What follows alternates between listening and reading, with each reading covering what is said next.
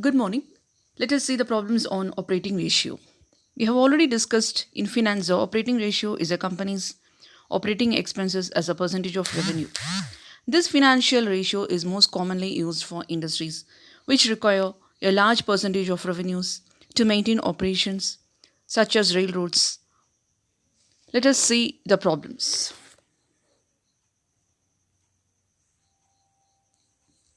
Let us see the example. Cost of goods sold is given as 1,80,000.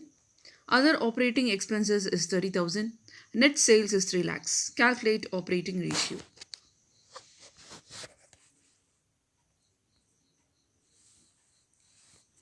The formula for finding out the operating ratio is equal to cost of goods sold plus operating expenses divided by net sales into 100. The cost of goods sold is already given as 1,80,000 and the operating expenses is given as 30,000. The net sales here is 3 lakhs. So you have to add 1,80,000 plus 30,000, that is cost of goods sold plus operating expenses, and divide it by 3 lakhs. So 1,80,000 plus 30,000 is equal to 2,10,000 divided by 3 lakh into 100. So you get 70%. Operating ratio here is 70%.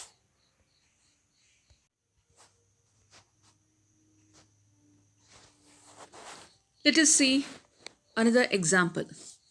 Here, in this example, you are required to calculate the gross profit ratio, operating ratio, net profit ratio, stock turnover ratio from the given profit and loss account. I am going to read out the profit and loss account of Mysore Company Limited for the year ended 31st March 2012. So from the debit side in particular column, you're having two opening stock 1 lakh, two purchases 3 lakh 50,000, two wages 9,000, two gross profit 2 lakh 1,000.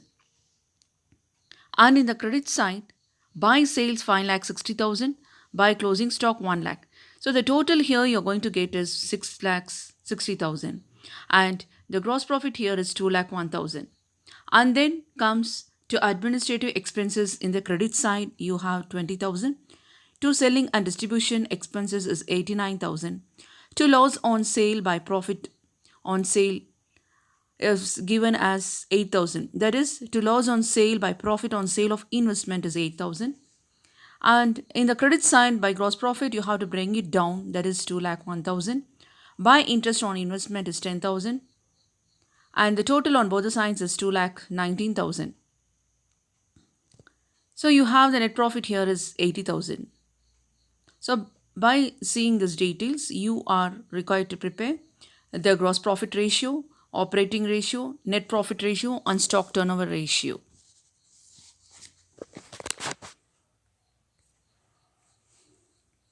First, let us see the gross profit ratio. The gross profit, the formula you have to apply here is gross profit divided by sales into 100.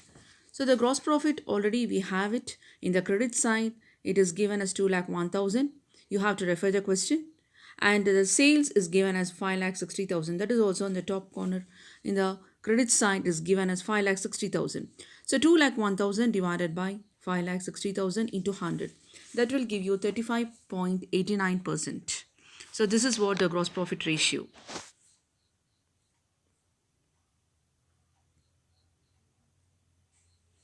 Here you are asked to calculate the operating ratio from the same Mysore Company Limited. The question is same, but only the thing is you have to calculate the operating ratio. So you have to apply the formula for operating ratio. You know that operating cost divided by sales into 100. So you have to see the question. Operating cost is equal to cost of goods sold plus operating expenses. We have to find out the operating cost. That is equal to cost of goods plus operating expenses. Cost of goods sold is equal to, the formula is sales minus gross profit. So here the sales is given and the gross profit is also given. We have to apply the formula. Let us see the sum in detail.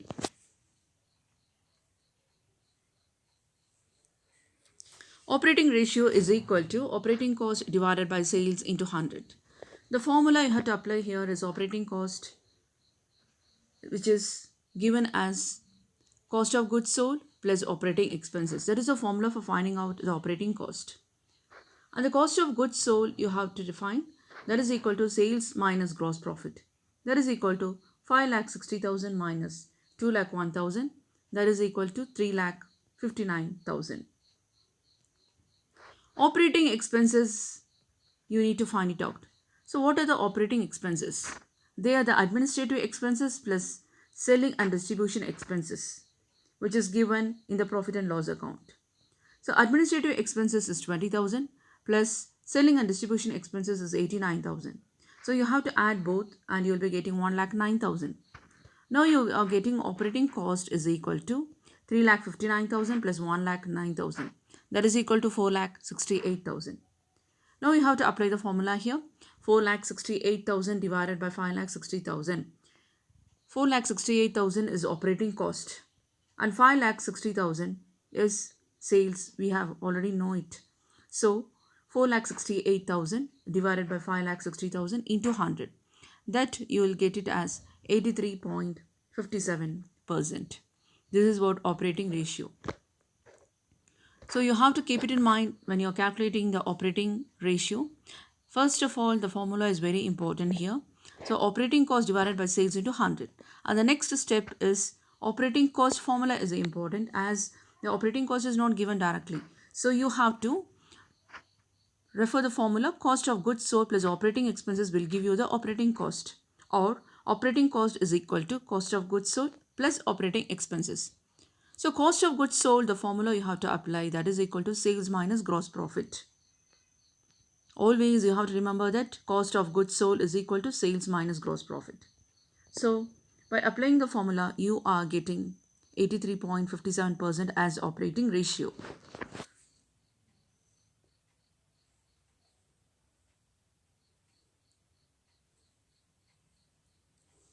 Now you have to calculate the net profit ratio for this same problem, that is Mysore Company Limited. Profit and loss account of Mysore Company Limited is given and you are asked to find out the net profit ratio. You all know that net profit ratio, the formula is net profit divided by sales into 100. So net profit here is already given directly, that is in the profit and loss account it is 80,000 and the sales is given as 5,60,000. So the net profit divided by sales into 100 is 80,000 divided by 5,60,000 into 100. Let us see the sum in detail.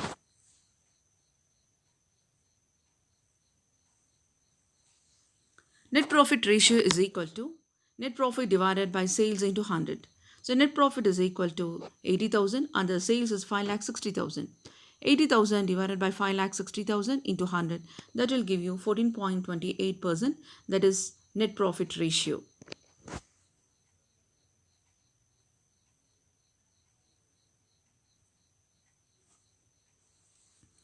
The next one, you are going to calculate the calculation of stock turnover ratio. Calculation of stock turnover ratio under the Mysore Company Limited with the profit and loss account. Stock turnover ratio, we know the formula as cost of goods sold divided by average stock. Cost of goods sold already we have found out in operating ratio. Cost of goods sold, the formula is sales minus gross profit. So already we have found the cost of goods sold as 3,59,000. By applying the formula, you have to find out the average stock also. Average stock is equal to opening stock plus closing stock divided by 2. Opening stock is given in the debit side and closing stock is given in the credit side and the top. You have to apply the formula. Let us see the sum in detail.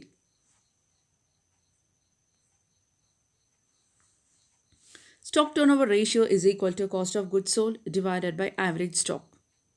So average stock is equal to opening stock plus closing stock divided by 2. That is equal to opening stock is 1 lakh and closing stock is 1 lakh. So you're getting 2 lakh divided by 2. That is equal to 1 lakh. And the cost of goods sold, already you have found 3,59,000. I already said that you have to apply the formula cost of goods sold is equal to sales minus gross profit. That is equal to 3,59,000. So already you have found out the formula. According to that, you have to apply it here. So stock turnover ratio is equal to 3,59,000 divided by 1 lakh. That is equal to 3.59 times. So this is what the stock turnover ratio.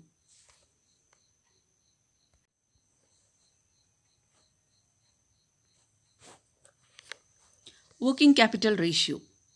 Working capital ratio measures a company's efficiency and the health of its short-term finances. The working capital ratio is commonly used to assess a company's financial performance. Low working capital ratio values near or 1 or lower, which can indicate serious financial problems with a company. The working capital ratio reveals whether the company has enough short term assets to pay off its short term debt. Most major projects require an investment of working capital, which reduces cash flow. Cash flow will be always reduced if money is collected too slowly or if sales volumes are decreasing, which will lead to fall in accounts receivable. Companies that are using working capital inefficiently often try to boost cash flow by squeezing suppliers and customers. So, the company working capital ratio measures the company's efficiency and the health of its short term finances.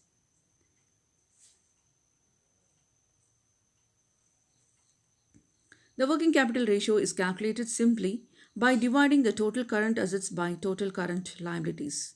For that reason, it can also be called as current ratio. So, working capital ratio is also called as current ratio. It is a measure of liquidity, meaning the business ability to meet its payment obligations as they fall due.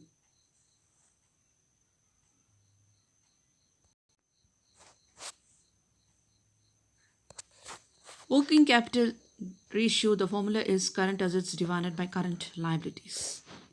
Working capital is a key indicator of the health of your business. Positive working capital suggests a company is in good health. If the business has a positive balance once all liabilities are subtracted, it has some degree of profitability. Negative working capital, however, can be an indicator that processes within the business. So, here the formula of working capital ratio is current assets divided by current liabilities.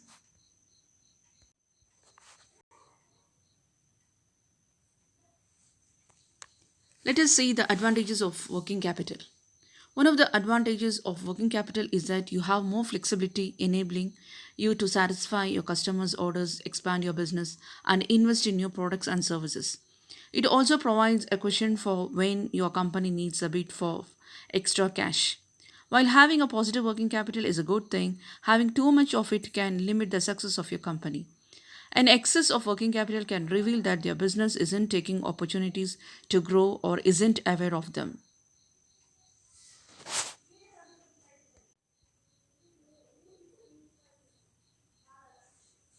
Let us see the determinants of working capital.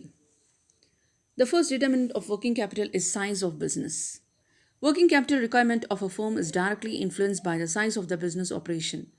Big business organizations require more working capital than the small business organization. And the next one is nature of business. Working capital requirement depends also upon the nature of business which is carried by the firm. Normally, manufacturing industries and trading organizations need more working capital than in the service business organizations. A service sector does not require any amount of stock of goods, but in the manufacturing or trading firm, credit sales and advance related transactions are in large amount. And then is storage period, the next one. That is, the time needed for keeping the stock in store is called the storage period. The amount of working capital is influenced by the storage period. If storage period is high, your firm should keep more quantity of goods in store and hence requires more working capital. If the storage period is less, then more stock of goods must be held in store of work in progress.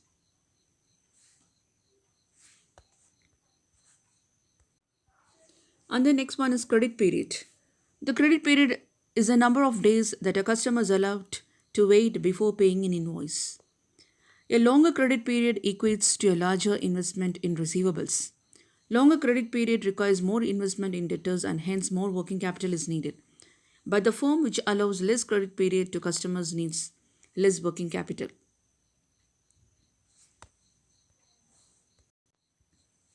The credit period is the number of days that a customer is allowed to wait before paying an invoice. So, a longer credit period equates to a larger investment in receivables. Seasonal requirement. In seasonal business, working capital is most important requirement. Such business organizations have to buy raw materials in bulk during the season to ensure an uninterrupted flow and process them during the short period.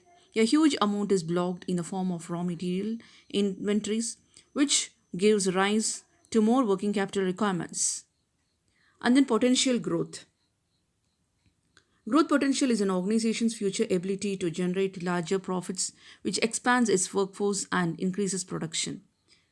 If the business is to be extended in future, more working capital is required. Changes in price level. Changes in price level also affects the working capital requirements. That is, the rise in price will require the firm to maintain large amount of working capital. When decrease in the price will require the firm which is needed decreasing the working capital of the business. A dividend policy is a set of guidelines a company uses to decide how much of its earnings it will pay out to shareholders. It is a desire to maintain an established dividend policy which may affect the working capital. Working capital cycle. It is the amount of time which takes to turn the net current assets and current liabilities into cash. When the working capital cycle of a firm is long, it will require large amount of working capital. But if a working capital cycle is short, it will need a less working capital. Operational efficiency. It is a capability to deliver products or services to its customers in the most effective manner. The operating efficiency of a firm also affects the firm's need of working capital. Other factors include government policy, depreciation policies, inventory policies, credit policy of RBI.